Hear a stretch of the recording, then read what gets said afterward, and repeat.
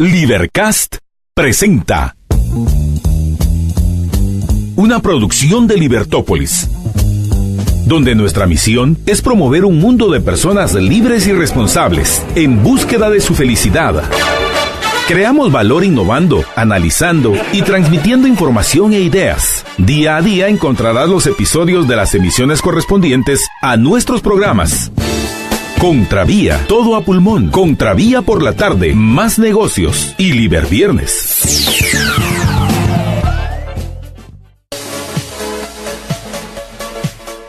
Muy buenas tardes, es un gusto estar con todos ustedes. Les habla María Dolores Arias y arrancamos nuestro programa en Contravía PM. Bienvenidos, hoy vamos a hablar de varios temas. Iniciamos el primer segmento, vamos a hacer un enlace hasta Venezuela para hablar acerca de lo que está sucediendo en Venezuela. Después de eso vamos a hablar con nuestro invitado, quien ya se encuentra aquí en los estudios. Vamos a hablar acerca del delito de las extorsiones, cuál ha sido y él es fiscal de la Fiscalía contra los delitos de extorsión y quien nos va a estar platicando respecto a lo que está sucediendo en cuanto a este delito, cuáles han sido los avances que se han tenido, cómo podemos nosotros también prevenir este delito o cómo podemos defendernos ante estos delincuentes. Está ya en los estudios el fiscal adjunto Raúl Figueroa, con quien vamos a estar platicando al respecto. Así que en lo que tenemos el contacto telefónico o el contacto con nuestros contactos en Venezuela, pues voy a contarles qué ha sucedido, algunas de las notas que por cierto pues tendría mucho que ver con lo que pasa con las extorsiones en cuanto a la situación en los penales. Pues resulta que en la cárcel de Pavón mataron a uno de los reos, uno de los reclusos que se encontraba en este penal. Él es era Jorge Mario Moreira, alias El Marino. Él estaba cumpliendo una condena de 50 años que se le dictó por allá de los 90s y que se confirmó a finales de los 90s por el delito de plagio y secuestro. Además, pues se le había acusado o tenía también delitos como el de narcomenudeo, se hablaba de narcomenudeo, se hablaba también de robo de vehículos, sicariato y, como les decía, el secuestro. Entonces, bueno, él se encontraba en esta cárcel de Pavón cumpliendo esta sentencia cuando hoy, a esto de las 10:40 de la mañana, fue asesinado a balazos por otro de los reos de esta cárcel de Pavón. Así que muchas preguntas que hacer al respecto, porque la pregunta es ¿cómo es que un recluso tuviera un arma y atacara a balazos pues a esta persona? Ya fue detenido el atacante y él había sido detenido por portación ilegal de arma de fuego y robo de celulares, esto en 2017 cuando había sido detenido. Según los informes que dio el sistema penitenciario, la información oficial que dieron, dijeron que el penal no reporta problemas en sus sectores. No, solo ingreso de armas, solo asesinato de los mismos reos, pero nada más, de ahí en fuera, todo tranquilo. Y ya tenemos en la línea a nuestra invitada Andrea Rondón de Se Dice Venezuela. ¿Qué tal, Andrea? ¿Cómo estás? Hola, buenas noches, ¿cómo están? Muy bien, Andrea, muchas gracias por tomar la llamada y me gustaría que habláramos qué está sucediendo en Venezuela, porque por un lado está Guaidó, que es el presidente de la Asamblea Nacional, que hoy se declaró presidente encargado, y por otro lado, pues también Maduro, diciendo que él es el presidente. Y entonces Juan Guaidó pues dice, yo soy ahora el presidente encargado, sin embargo, Maduro dice que también él es el presidente. Me gustaría que nos fueras explicando qué es lo que ha sucedido o cómo fue que se llegó a esta situación. Sí, primero hay que tomar en cuenta que hoy se juramentó, no se autoproclamó o se declaró como han dicho otros medios de comunicación. Importante tomar en cuenta la diferencia. Él se juramentó asumiendo las competencias que constitucionalmente le corresponden de acuerdo al artículo 233 de la Constitución.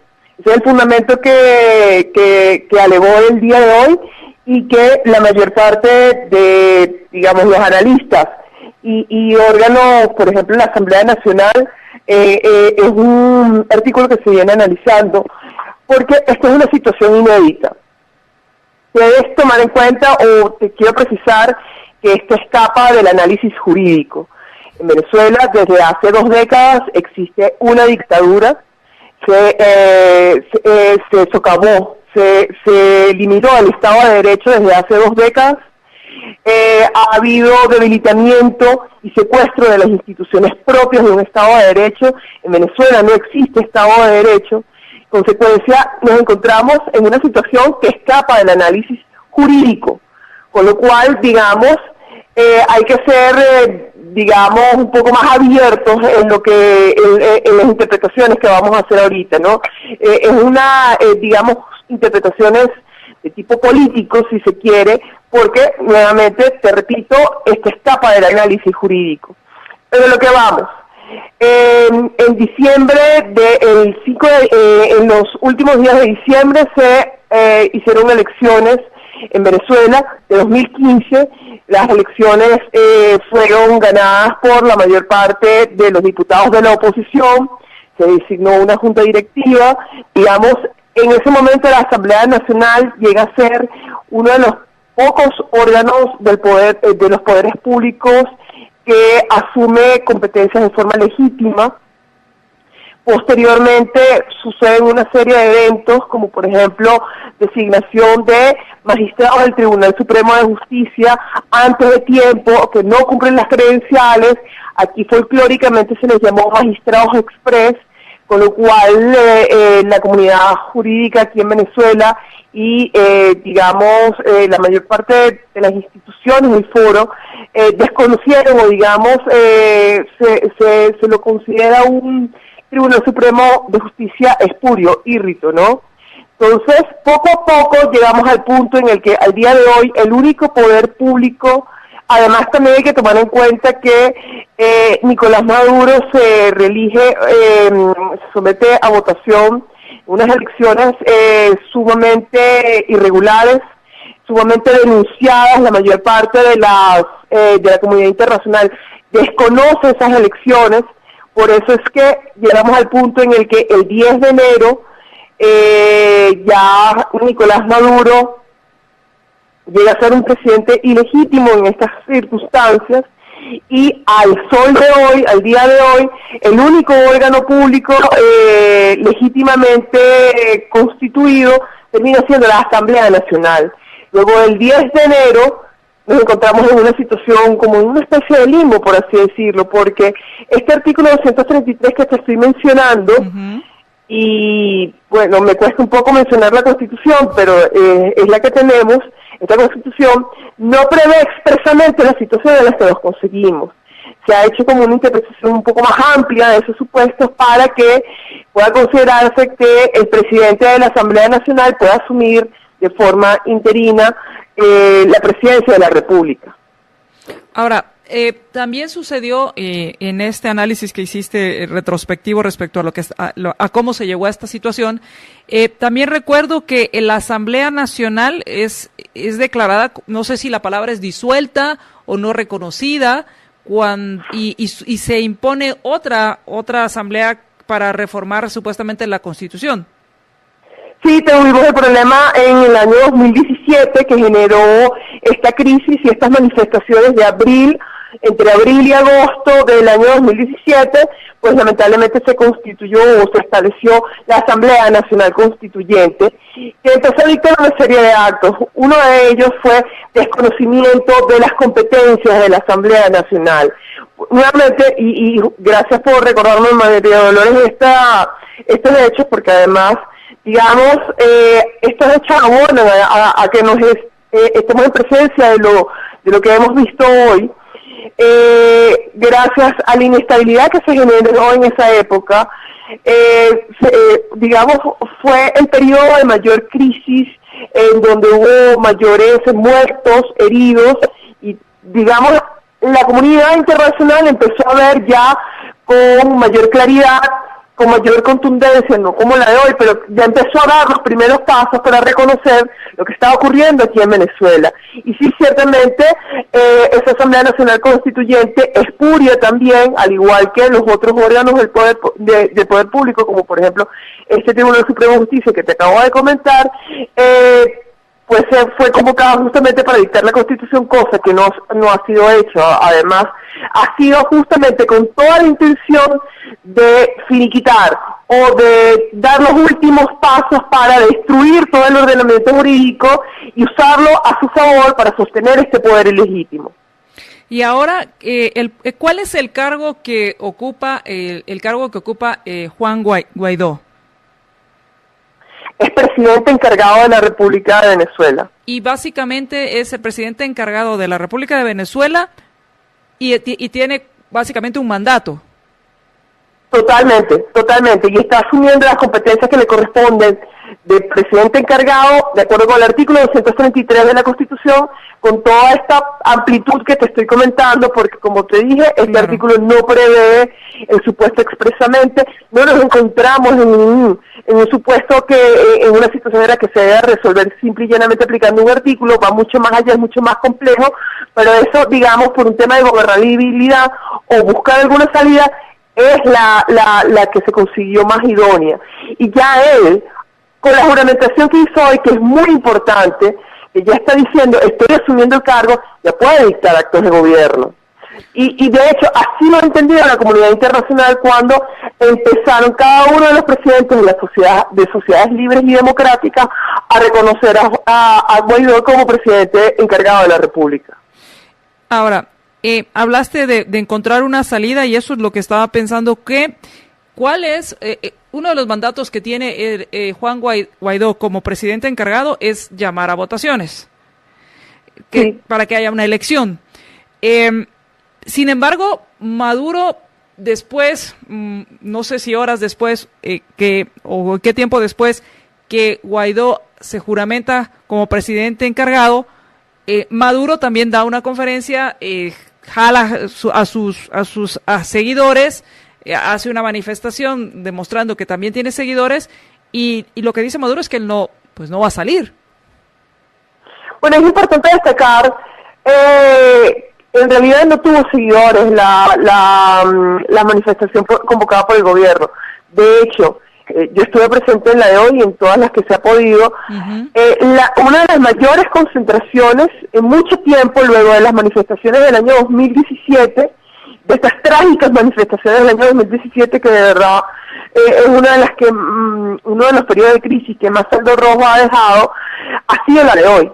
Y no solamente en Venezuela, vista el respaldo de la comunidad internacional, y claro, considerando la diáspora venezolana, la mayor parte o las principales ciudades del mundo también evidenciaron las manifestaciones en contra del gobierno o esta dictadura de Nicolás Maduro, ¿no? Y se nota un contraste muy fuerte entre lo que fue la manifestación en apoyo a Guaidó para que asumiera y se juramentara como constitucionalmente corresponde, es muy distinta de esas manifestaciones en su apoyo a las que ocurrieron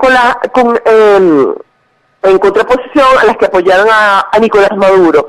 Absolutamente escasas, y prácticamente te voy a decir, porque así funciona aquí en Venezuela, funcionarios públicos obligados a asistir a esas manifestaciones. Ahora, Maduro dice que él sigue siendo presidente, incluso pues rompió relaciones con Estados Unidos. Después salió un comunicado de Juan Guaidó diciendo que todas las embajadas eran bienvenidas en el país. ¿Y qué va a suceder? O sea, ¿qué es lo que sigue después de estos, según tu análisis? Es un problema de gobernabilidad, obviamente, lo que tenemos, y obviamente en estas condiciones es resistir, pero mantener la coherencia.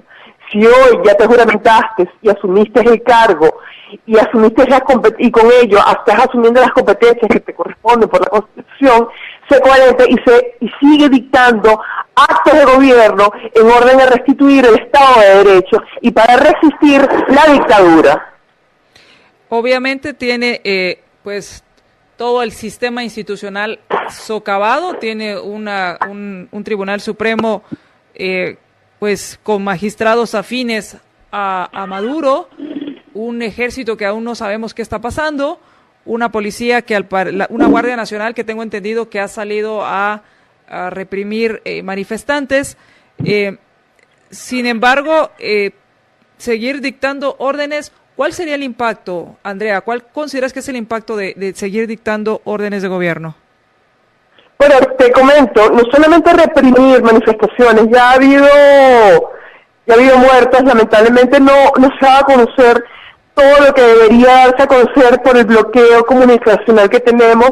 Lamentablemente en Venezuela nuestros medios de comunicación o la forma de estar informados a través de las redes sociales, lo que se prevé es que pueda recrudecer lo que ocurrió en el año 2017, y esto es importante tomarlo en cuenta, que la comunidad internacional no nos abandone en este sentido, porque los próximos días son claves, o las próximas horas y días son claves, y tal y como ha sido a lo largo de estas 2 décadas y que ha recrudecido en los últimos años, es absolutamente coherente con lo que está ocurriendo con esta dictadura, que se acentúe y que recrudezca la violencia en contra de los ciudadanos. Pues ya ha habido respaldo y reconocimiento del gobierno de Guaidó por parte de países y claves, países que tienen suficiente poder en el ámbito internacional, como Estados Unidos. Canadá también lo hizo y una buena parte de América Latina. Desafortunadamente hay algunas excepciones, pero Colombia, Brasil, Argentina, Chile, Paraguay, Ecuador y Canadá pues ya habían reconocido el gobierno. También Argentina, Argentina, Brasil había sido otro de los países, y así se han ido sumando. Esperamos, Andrea, que esto vaya encontrando una salida. Yo lo veo complicado porque pareciera, porque si seguimos la forma en que estos dictadores operan, pensando también en Ortega, aquí muy cerca en Nicaragua, parecieran acorralados y no dispuestos a dejar salir, salir, si no ven un resquicio para poder salir, pues no digo ilesos, pero sí salir sin daños de lo que han hecho. Yo desearía que ocurriera eso. De hecho, rezo por ello, porque evidentemente vivo en este país y a mí me duele lo que me ocurra a mis familiares, amigos y cualquiera que habite aquí, porque habitar aquí todavía es un acto de resistencia. No lo veo tan sencillo, pero yo rezo porque ocurra justamente el escenario que estás planteando. Creo que este año se presenta muy distinto a otros años como 2002, 2014, 2007, 2014, 2017, justamente porque ahora se cuenta con un respaldo contundente de la comunidad internacional, y que no haya hecho ese pronunciamiento tan contundente, más bien se está evidenciando como tal vez con debilidades institucionales, si lo podemos ver de algún modo. Yo rezo porque sea el escenario que tú estás planteando. Pues muchas gracias, Andrea, y ojalá haya una salida, no por Maduro, no por Diosdado Cabello, no por ninguno de estos malandrines, sino por toda la gente que se está resistiendo y para evitar más muertes. Así que ojalá haya una salida. Y les deseamos a todos ustedes pues que encuentren rápido y pronto esta salida para pues poder ser nuevamente libres. Muchas gracias. Gracias a ti, mil gracias. Muchas gracias. Platicábamos con Andrea, que estábamos platicando con Andrea Rondón de Se Dice Hasta Venezuela. Vamos a ir al corte y cuando regresemos hablemos de ahora un tema local, y vamos a hablar acerca de las extorsiones y cómo está el delito de las extorsiones y qué se está haciendo con el fiscal adjunto Raúl Figueroa de la Fiscalía contra el Delito de la Extorsión.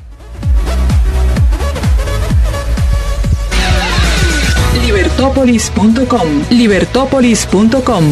Ideas con valor. Muchas gracias a quienes ya están compartiendo nuestra transmisión. Compartan nuestra transmisión. Muchas gracias a quienes nos mandan también sus mensajes. Ya está con nosotros nuestro invitado. el fiscal adjunto Raúl Figueroa, con quien vamos a hablar acerca de el delito de la extorsión. Muy buenas tardes y bienvenido. Sí, gracias, buenas tardes y estamos a la orden ante cualquier pregunta. Nuevamente, el tema de la extorsión, y en este caso la extorsión a buses, vuelve a ser noticia. No hubo víctimas que lamentar en cuanto a muertes, pero sí pues hubo daños. La persona o la presunta persona que llevaba el arma pues le tuvieron que amputar las manos por esta situación. Sin embargo, nuevamente sale este tema de las extorsiones y las extorsiones a buses. Según leía, esta persona había sido al parecer dirigida por el Hammer, que está en Escuintla, está recluso en Escuintla, y que pertenecía a la Mara al barrio 18, a la Mara del barrio 18, y que había sido dirigido este ataque por el Hammer desde la cárcel, esto en Escuintla. Y la pregunta que a mí me surgió es, ¿qué tan común es? Primero, ¿qué ha sucedido con las extorsiones? ¿Sigue aumentando? ¿Ha bajado? ¿Se ha migrado hacia...?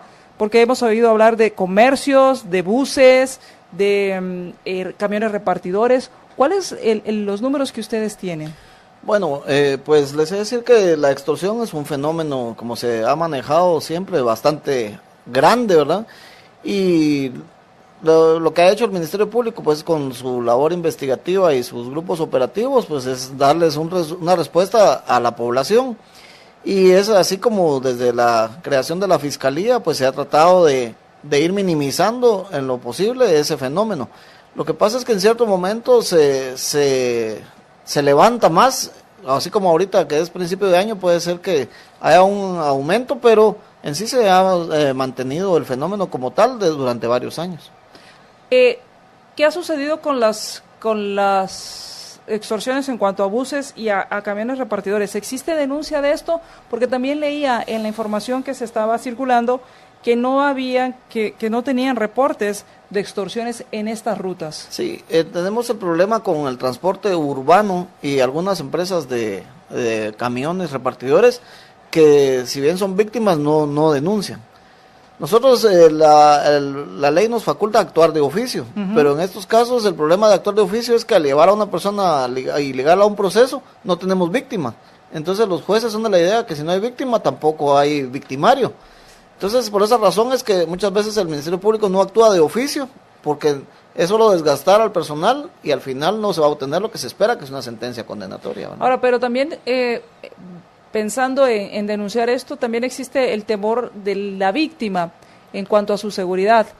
¿Cómo se maneja esto? Sí, pues la Fiscalía, como lo he manifestado en otras oportunidades, ofrece diferentes formas de cómo denunciar sin que la víctima pues se dé a conocer que realmente es la persona que está efectuando una denuncia.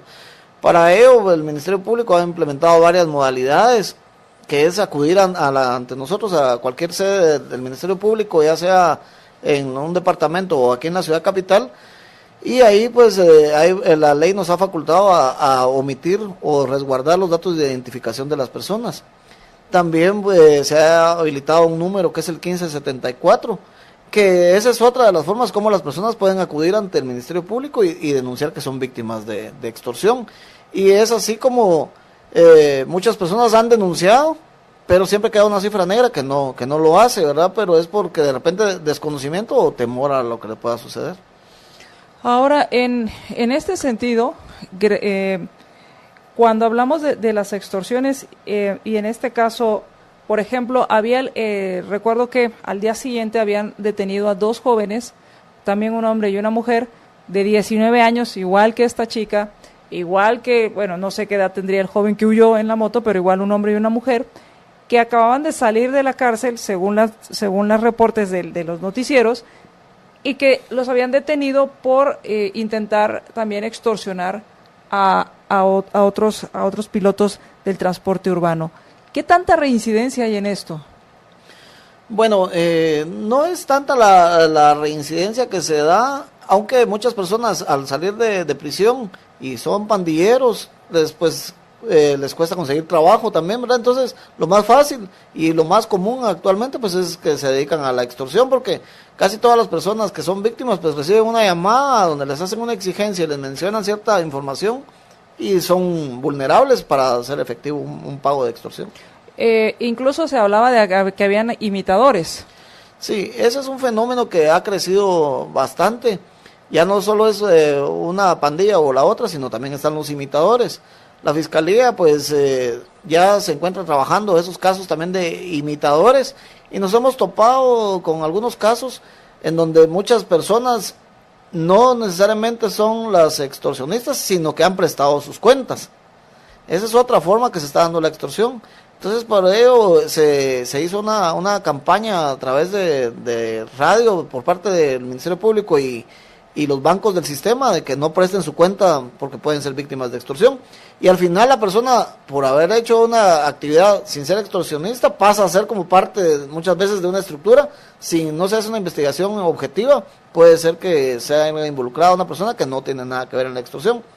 Por ello es necesario, como lo dije, que denuncien, porque así nosotros vamos a determinar si realmente la persona es imitador o no. Ahora, me queda la duda en cuanto a lo que hablábamos de la víctima y que me comentaba que si el juez no hay una víctima, entonces no existe un victimario. ¿Cómo el juez, si se omiten los datos y solo se hace una denuncia, cómo el juez reconoce a esa víctima o determina que sí hay víctima? Lo que pasa es que, aparte de omitir los datos o de resguardar los datos, ante el juez se presenta un sobre cerrado donde van los datos de la víctima. O sea, sí, ahí sí se demuestra que existe una víctima. Ahora, cuando es actuación de oficio, no, porque no llegamos y decimos, mire, tenemos los de la ruta tal, son víctimas, pero no hay una persona que represente. En cambio, cuando omitimos los datos, sí existe una víctima que fue a denunciar y es la que posteriormente en un anticipo de prueba declara ante el juez. Desafortunadamente también sucede que pues cuando no se paga la extorsión o cuando hay algo que no les parece a estas personas, pues están los sicarios que han matado a pilotos de buses, a pilotos de camiones repartidores. Ahí se sigue ya de oficio, porque obviamente la víctima es el muerto. Sí. Ahí se sigue, me imagino que un homicidio, pero ¿se llega a la investigación, no se llega a concluir que fue por una extorsión? Sí, lo único diferente es que ya entran más fiscalías, ya no se queda solo con la Fiscalía de Extorsión, sino también ya entra delitos contra la vida o la Fiscalía de Femicidio, que ya entran a investigar el caso por la muerte, y nosotros seguimos trabajando la extorsión. Y ustedes siguen trabajando la extorsión. Uh-huh. Estas investigaciones llevan tiempo para poder llegar no solo al que extorsiona o al autor material, sino para encontrar toda la estructura. ¿Qué han encontrado en estas investigaciones en cuanto a cómo se conforman estas estructuras? ¿Cómo está conformada una estructura? Las pandillas pues tienen su estructura organizativa, ¿verdad? Desde un líder hasta, y va cada quien teniendo un puesto dentro de la estructura hasta llegar a las personas que se dedican únicamente a efectuar el cobro. Pero arriba de los cobradores puede ser que estén los sicarios, si es que la estructura los tiene. Ahora, en el caso de los imitadores, por esa razón se les llama imitadores, porque muchas veces estos grupos no tienen poder de reacción, sino es solo poder de la exigencia. O sea, hacen la exigencia desde un centro carcelario muchas veces, pero no tienen un poder de reaccionar al momento que la persona se niegue a pagar la extorsión. Y, obviamente, ¿cuál ha sido, qué es lo que hacen ellos con el dinero? Porque por un lado se ha dicho, bueno, que migrar del sistema, por ejemplo, en el sistema de transporte, migrar del cobro en efectivo a pago con tarjeta como transurbano para que los pilotos no lleven efectivo. ¿Realmente esto podría servir? Yo pienso que sí minimizaría, pero no totalmente la extorsión, ¿verdad? Porque recordemos que muchas de estas personas es un modo de vivir, o sea, por años han vivido recibiendo el dinero de la extorsión, entonces lo toman como que fuera un trabajo. Pero sí minimizaría en cuanto a que el piloto ya no aporta dinero, entonces la exigencia no necesariamente se la pueden hacer al piloto, sino que tendrían que buscar un medio como contactar de repente al propietario, porque ya no podrían esperar a que él lleve el dinero en ese momento. Ok, y es ahí donde también se vuelve importante tener prestacuentas, por así decirlo. Ese es el problema, que muchas veces y tal vez alguien lo ha visto en la central de los bancos o alguien así, mire, no me hace favor, que me hicieron un depósito, y puede ser que ese depósito sea la extorsión. La persona que hizo el favor, pues tal vez nada que ver con la persona que le hizo la petición, pero en la investigación hay que determinarlo. Entonces por esa Mientras razón tanto, esa razón es la que no es que no hay que prestar sus cuentas, y con esta campaña que le comento que se hizo el año pasado con los bancos, minimizó la presentación de denuncias en cuanto a personas que prestan su cuenta. Teníamos un promedio como 20 personas en un mes de repente que prestaban cuenta, y ya después llegaron como 2 denuncias donde había gente que todavía seguía prestando cuenta, pero ya era menos. claro, al final esta información es la que sirve para poder entender cómo pueden utilizar sus cuentas bancarias para un ilícito. Vamos a ir al corte y cuando regresemos, ¿qué hacer en caso de ser extorsionado? ¿Cuáles son las primeras medidas que uno debería tomar a la hora de ser víctima de una extorsión para poder pues no arriesgarse y no arriesgar no solo el patrimonio sino también a la familia? Vamos al corte y regresamos.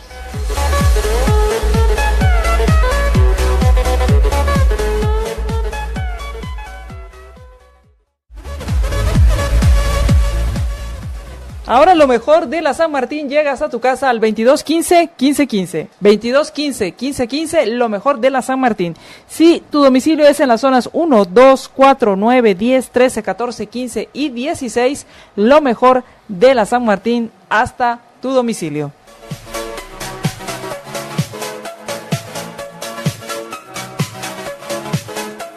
Muchas gracias los mensajes que nos manda Salvador Orellana, muchas gracias, saludos Salvador, un saludo para ti, muy buenas tardes también, gracias Marcela Porta, habla acerca de la seguridad que está descuidada y todo el sistema de justicia. Esto hablábamos del asesinato cuando estábamos platicando sobre el asesinato del recluso, el marido, que fue asesinado hoy en la mañana. También saludos a Claudia María, que le mandó saludos a nuestra invitada en el primer segmento, Andrea Rondón, muchísimas gracias. También saludos a Dileini Orbo, saludos para ti. Alejandro Estrada, también saludos. Y también saludos a Ezequiel Pop, muchísimas gracias. Y Carol Piedrasanta, también un saludo para ti. Nos dice, es un tema delicado, pero sé que ellos están muy preparados para hacer frente a una situación de estas, hablando de las extorsiones.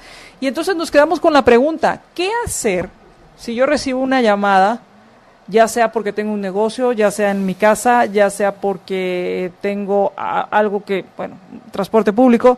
¿Qué hacer?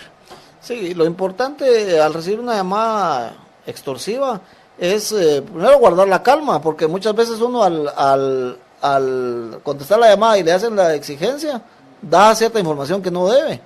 Entonces el victimario empieza a obtener información que no tenía, pero que la persona se la da, que mire, yo ahorita estoy sola, mis hijos se fueron a estudiar, mi esposo está en el trabajo, o sea, muchas cosas que la misma persona va dando la pauta en ese nerviosismo. Lo importante, como les digo, primero guardar la calma, recibir la llamada, escuchar qué es lo que realmente exige la persona e inmediatamente después pues acudir al Ministerio Público a denunciar o a la Policía Nacional Civil. Muchas veces le podrían decir a uno, es que tengo tu teléfono intervenido y cuidado, porque lo primero que le van a decir a uno es no vayas a la policía.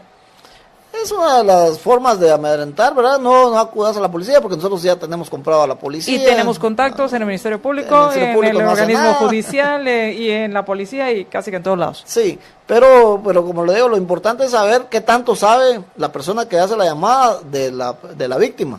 Porque muchas veces ni sabe con quién está hablando, sino que obtuvo el número a través de una guía telefónica antigua y le hacen mención de que cosas que ya pasaron. De repente hasta ya falleció alguna persona y le dice, mire que su papá se llama tal y tal y vive en tal lado, y puede ser que la persona ya haya fallecido. Entonces hay que escuchar y saber realmente qué es la información que tiene.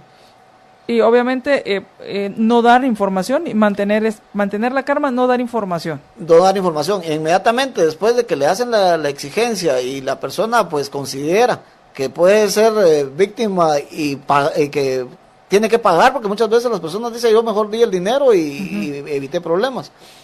es acudir ante nosotros, como le digo, al Ministerio Público. La sede central que está en el edificio Gerona, de aquí de la zona 1 de la ciudad capital, pues cuenta con equipos necesarios para determinar de dónde muchas veces está el número extorsivo, el número telefónico que hace la llamada. Entonces, al llegar ante nosotros, pues con psicólogos y fiscales, pues, le damos la asesoría que corresponde, y entonces ya se verifica si se hace algún pago o no, o ante qué grupo de investigación va a trabajar el caso. Ahora, ¿qué pasa cuando, en cuanto a determinar si esta llamada es verídica o no? Es lo primero que se tiene que hacer, por eso se debería acudir con ustedes. Sí, porque muchas veces la persona, por ejemplo, estos de los imitadores, hacen 1000 llamadas en un día. Para ver quién cae. A ver quién cae. Entonces ahí es lo necesario acudir ante el Ministerio Público, porque puede ser que ya se tenga información de ese número. Ahora, una pregunta dentro de las investigaciones, si nos preguntan esto, cuando uno paga la extorsión, ¿las extorsiones son únicas o por lo general se vuelve recurrente? O sea, ya pagó y al mes siguiente o a los 3 meses o a los 2 meses lo vuelvo a llamar para pedirle otra vez dinero. Sí, eso es muy difícil que sean únicas. O sea, casi siempre a la primera y después sigue siendo ya como cliente casi de la persona que se la llamaba. Entonces lo importante es no pagar. O sea, no pagar, pero tampoco, como lo dije, no dar información. Porque si da información en la siguiente llamada, ya tiene más información y le va a mencionar cosas que de repente uno mismo como víctima dijo, y el otro ya lo usa como que él sabe esos datos. Ahora, eso es si me llaman a mi casa. ¿Qué pasa si llegan a mi negocio? Bueno, si llegan al negocio, igual, o sea, lo importante es no negarse a pagar, sino pedir un plazo. Mira, vení mañana, vení pasado, y yo voy a ver qué voy a hablar con el dueño del negocio, e inmediatamente acudir a denunciar, para que ya la policía y el Ministerio Público tomen cartas en el asunto. O sea, al final lo importante es proteger la vida. Es proteger la vida, porque el extorsionista no va a llegar hoy y de una vez quiere el dinero, sino él va a entregar un teléfono, va y dispara al aire o amedrenta, pero sí quiere el dinero para mañana.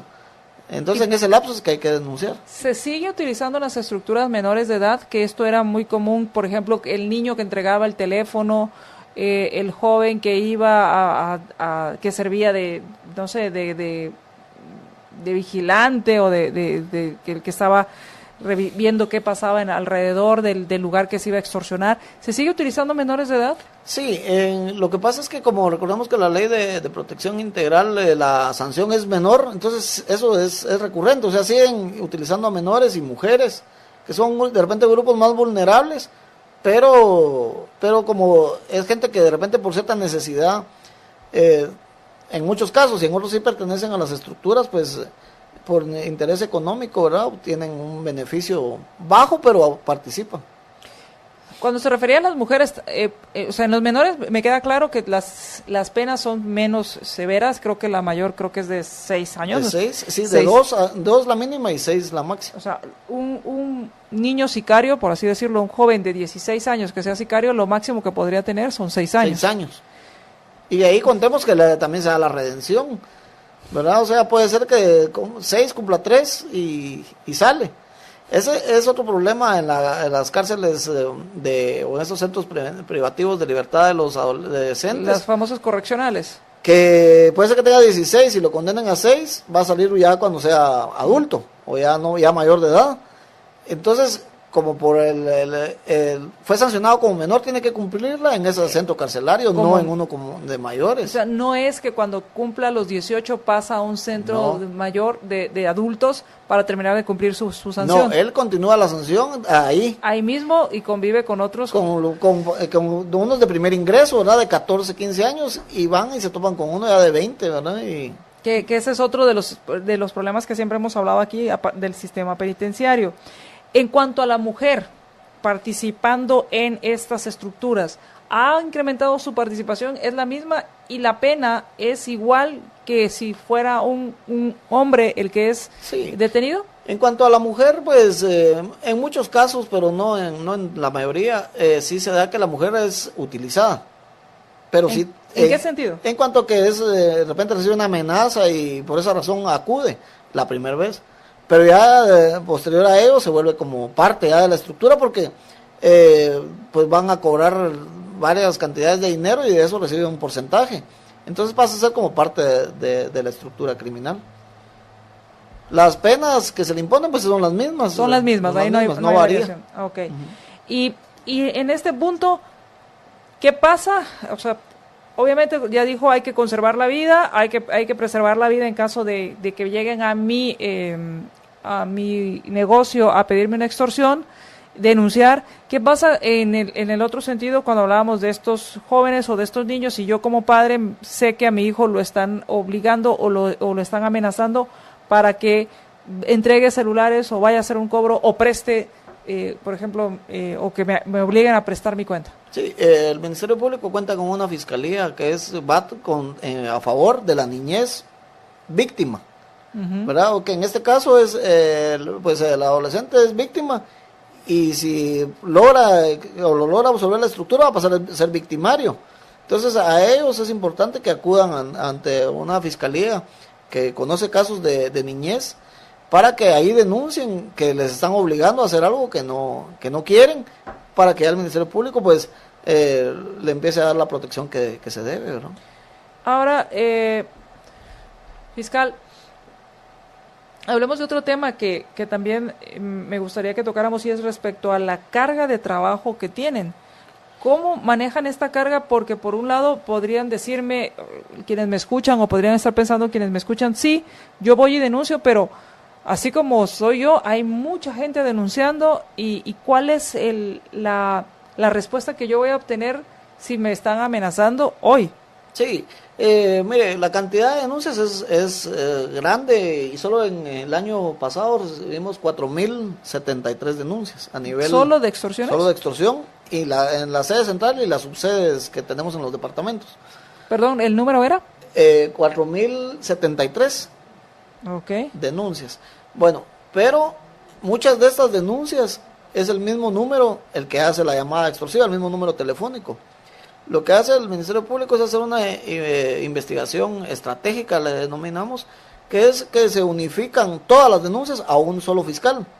Entonces, al momento que se va a operativizar, se va a capturar a una o cuantas personas sean por todas esas denuncias.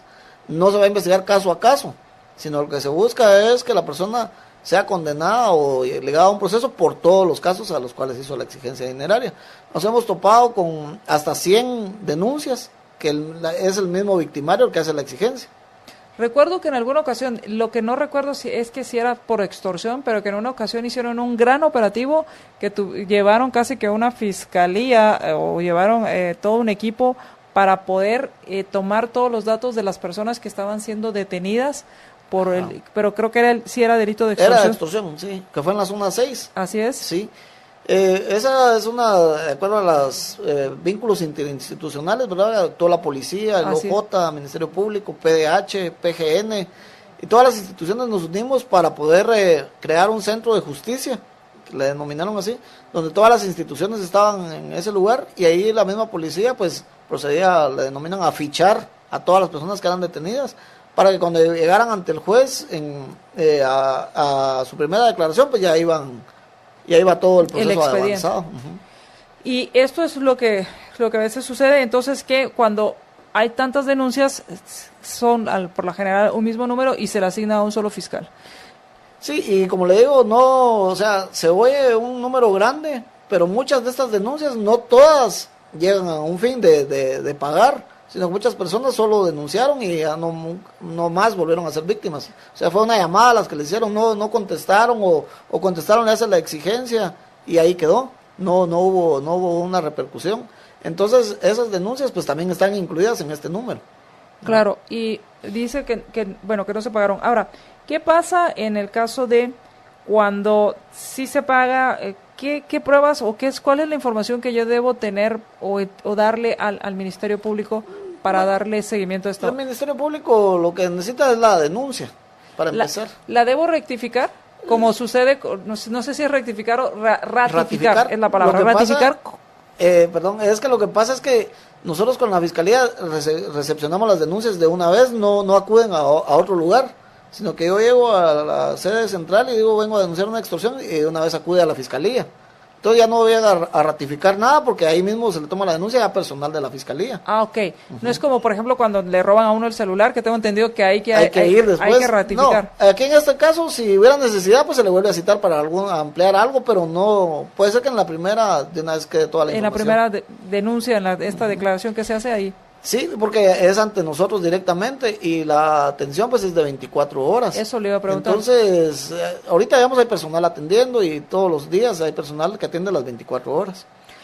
¿Tengo que acudir o puedo llamar al número que usted nos dio? Es el número 1574, a ese número se puede acudir, también pueden utilizar diferentes plataformas que tiene el Ministerio Público para los teléfonos, que es una aplicación, Yo No Pago, Yo Denuncio. A través de ella también se puede informar de que es víctima de extorsión y pues la fiscalía tomará las medidas que correspondan, ¿no? Y bueno, algo que es ¿sí? importante y lo que decía es que es una modalidad que están usando es eso de prestar cuentas, no prestar su cuenta. Y para nada puede hacer que sea la mamá, el papá, un hermano, pero a nadie, porque no sabemos cómo es que le van a hacer un depósito y no utiliza su cuenta personal. Porque al final no conoce el origen de esos recursos. Ajá. Y podría terminar implicado en una banda como cómplice. Como cómplice y de repente pues la cantidad de dinero que reciba va a ser una cantidad fuerte y la persona que le pidió favor no tiene el poder para recibir esa cantidad de dinero, ¿no? Que habría que sospechar desde un inicio. Sí. Pues muchísimas gracias, licenciado. Gracias por haber acudido a nuestro programa. ¿Y alguna recomendación que quiera darle a nuestros radioescuchas antes de terminar? Sí, pues el Ministerio Público, como ya lo indiqué, está abierto para todas las personas. No hacemos exclusión de nadie. Todos pueden llegar a denunciar y si son víctimas de extorsión más, la Fiscalía pues está ubicada en la 15 Avenida 15-16, Zona 1, cuarto nivel del edificio Gerona. Y también contamos con sedes departamentales, tenemos 6 hasta el momento y ya la administración actual de la Fiscal General quiere abrir otras sedes para que así pues todos puedan denunciar y no acudir a una sede central a denunciar. Y ya para terminar y antes de concluir, ¿dónde se encuentra la mayor cantidad de denuncias? Que no quiere decir que sea el que haya la mayor cantidad de extorsiones, porque hablábamos de esta cifra negra. Sí, bueno, la mayor cantidad se atiende aquí en la capital. En el área metropolitana. Y después a nosotros nos continúa Chimaltenango, que es fuerte también. Esas son las sedes que más denuncias reciben. Las que más denuncias reciben. Pues muchísimas gracias. Gracias. Gracias a todos ustedes, gracias por compartir nuestra transmisión, muchísimas gracias por sus mensajes, gracias a Julio, muchas gracias también a Giovanni y muchas gracias a Salvador, muchas gracias a todos ustedes. Vamos a ir a nuestro siguiente programa, vamos a cambiar de tema, ahora vamos a ir a más negocios y vamos a hablar de por qué uno inicia con un presupuesto, y hace el presupuesto, se lleva el tiempo de hacer su presupuesto, pero ¿por qué no se cumple? De eso vamos a platicar en nuestro siguiente programa.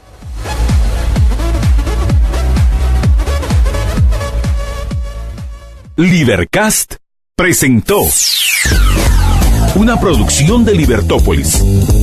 Recuerden que si quieren conocer más de nuestros programas, seguirnos en las diferentes redes sociales, o si quieren ver nuestros programas y conocer a nuestros conductores e invitados, pueden ingresar en www.libertopolis.com.